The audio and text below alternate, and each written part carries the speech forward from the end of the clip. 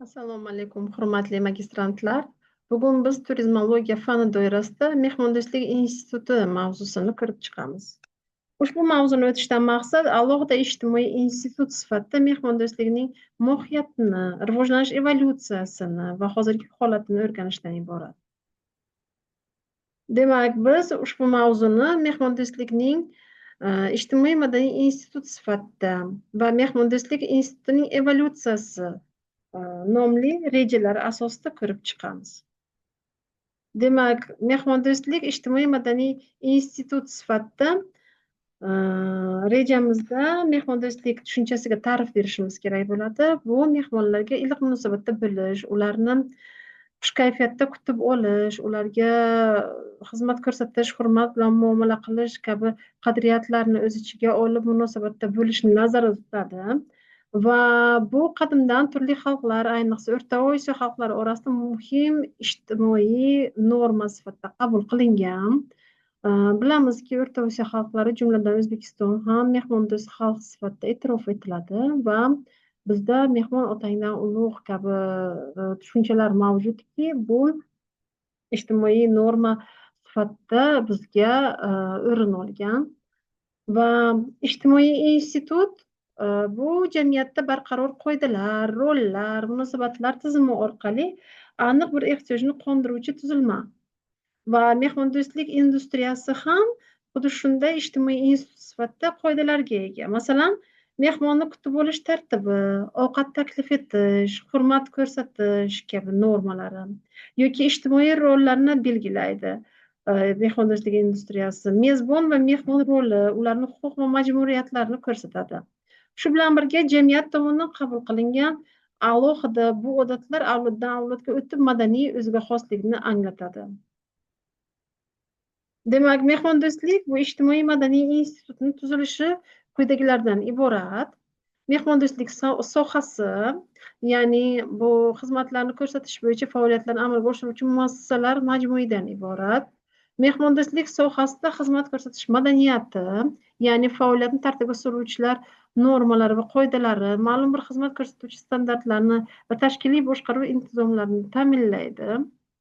Mehmondo'stlik madaniyati, demak bu umumiy madaniyat qadriyatlarini aks ettirish nuqtai nazaridan mehmondo'stlikni o'ziga xos tarixiy holatini o'ziga xos xususiyatlarda ifodalaydi.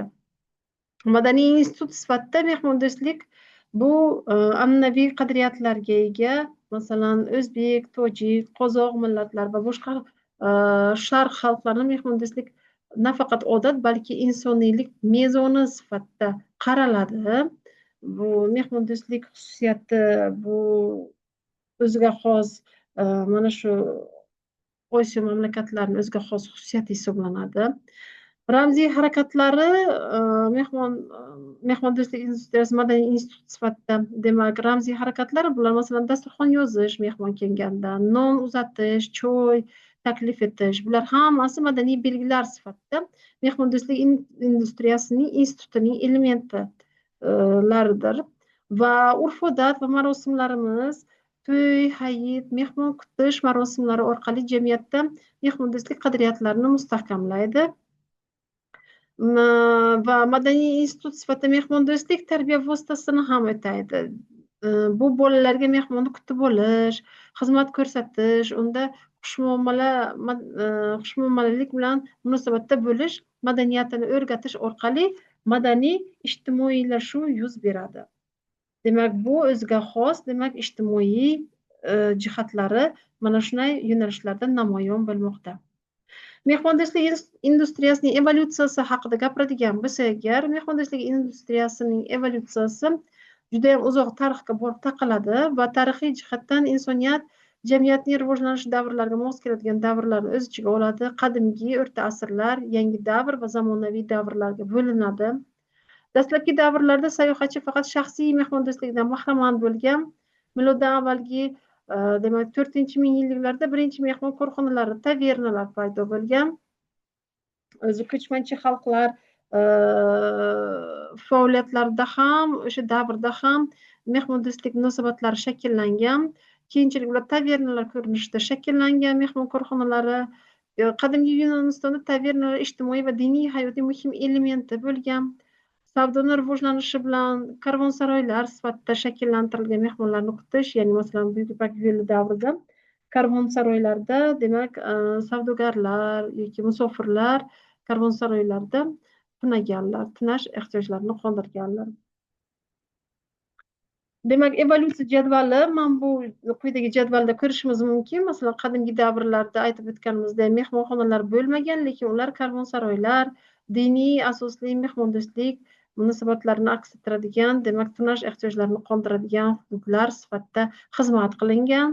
Keyingisi o'rta asrlar davrida karvonsaroylar va diniy qadriyatlar, musofirlar tunashi uchun shakllantirilgan. 18-19 asrlarda mehmonxonalar, tavernalar transport bilan integratsiya natijasida demak mehmonxonalarni zamonaviy ko'rinishlarining dastlabki zamonaviy ko'rinishlari shakllantirilgan. 20-asrda esa global brendlar asosida o'sha sanoatni rivojlanishi, industriyani sanoatni rivojlanishi, mass market, ya'ni o'sha bozorni mehmondo'stlik industriyasi bozorini rivojlanishi natijasida demak zamonaviy mehmonxonalarni asosiy davr hisoblanadi, ko'paygan davr hisoblanadi. Bu davr 20-asrda nafaqat zamonaviy mehmonxonalar, balki mehmonxona zanjirlarini ham shakllangan davr hisoblanadi. Hozirgi kunda juda ham ko'p mashhur brendli mehmonxona zanjirlari aynan 20-asrda shakllanish tarix nuqtai nazaridan 20-asrga borib taqaladi va bular asosan AQSh, Yevropa davlatlariga to'g'ri keladi. 21-asrda esa raqamli xizmatlar, tajriba asosli yondashuvlar, barqarorlik, bular hammasi natijasida hozirgi kunda demak mehmonxonalarni juda ham rivojlangan yangicha ko'rinishlari, innovatsion ko'rinishlarini, xizmatlarini ko'rishimiz mumkin bo'ladi. Nafaqat ularni demak shakllarida, balki ularning interyerlarida ham, ularda mehmonxonalarda mijozlarga xizmat ko'rsatishlarida ham innovatsion yondashuvlarni kuzatishimiz mumkin bo'ladi. Demak, har bir mehmonxonalarni rivojlanish xususiyatlarini ko'radigan bo'lsak agar, har bir davr demak o'ziga xos davr bilan xarakterlanib, mana shu davrga mos ravishda demak tunash ehtiyojlarini qondiradigan tashkilotlar faoliyatlarini xizmati taklif etilgan. O'rta asrlarda mehmondo'stlik korxonalari rivojlanishida diniy an'analar, xususan monastirlar, ziyoratgohlar muhim ta'sir ko'rsatgan. Hozir biz yuqoridagi jadvalda ham ko'rdik, diniy an'analarning ta'siri natijasida deb. Franklar qiroli Karl 8 demak Karl 8-asrda ziyoratchilarning dam olishi uchun maxsus uylar tashkil etgan. 12-13-asrlarda Oltin O'rda davlatda chuqurchalar deb nomlangan mehmonxonalar paydo bo'ldi va 16-asrda madaniy va adabiy hayot markazlariga aylangan ilk qahvaxonalar ochildi.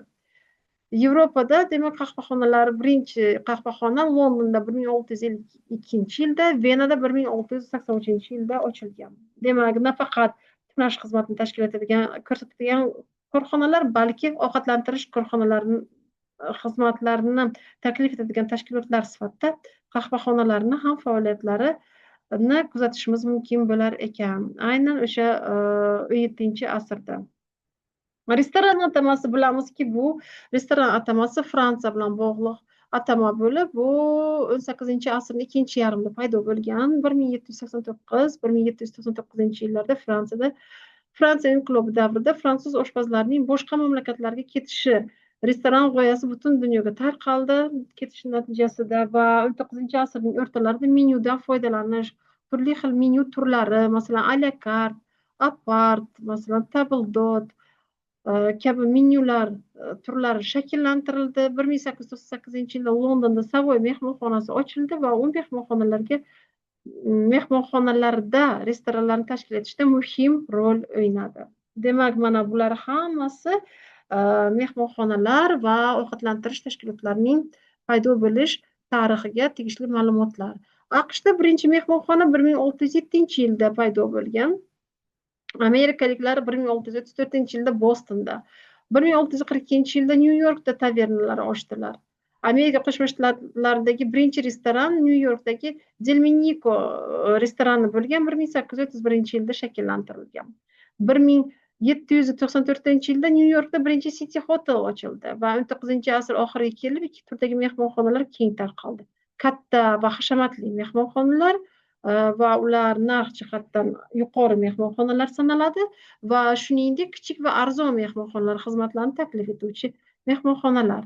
19-asr oxiri va 20-asr boshlarida mehmondo'stlik sanoati muhim sanoatga aylandi va hozirgi kunga kelib mehmonxonalar turizm sohasining eng ilg'or yirik korxonalarga aylandi. Hozirgi kunda mehmondo'stlik industriyasi deb ta'rif beradigan bo'lsak, aynan mijozlarga butun turizm sohasidagi xizmatlarni taklif etishda, mehmondo'stlik xizmatlarini taklif etishda xizmat qiladigan barcha korxonalar mehmondo'stlik industriyasini tarkibiga kiradi. Ular bo'lishi mumkin turmush ehtiyojini qondiradigan korxonalar, ya'ni turli xil masalan mehmonxonalar, mehmon uylari, guest house'lar, otellar yoki turli yulduzli mehmonxonalar, mehmonxona zanjirlarining faoliyatlari va hokazo va hokazo. Motel, otel, rotel, botel va hokazo ko'rinishdagi turmush ehtiyojini qondiradigan mehmonxonalar. Shuningdek, ovqatlantirish ehtiyojlarini qondiradigan tashkilotlar, bular bo'lishi mumkin kafe, restoran, bar, demak va hokazo demak shaklda xizmat ko'rsatuvchi ovqatlantirish xizmatlarini taklif etuvchi korxonalarni aytib o'tishimiz mumkin bo'ladi. Shu bilan birga animatsion xizmatlarni taklif etuvchilar yoki turli turistik tashkilotlar ham, bularning hammasi demak mehmondo'stlik industriyasida xizmat ko'rsatuvchi korxona, transport xizmatlarini taklif etuvchilar ham demak mehmondo'stlik industriyasiga xizmat ko'rsatuvchi korxonalar sanaladi. Va bular hozirgi kunda mana shunday katta o'ziga xos tarkibga ega ekan. Demak, biz bugungi mavzumizga kirib chiqishimiz kerak bo'lgan asosiy jihatlar shulardan iborat. E'tiboringiz uchun rahmat.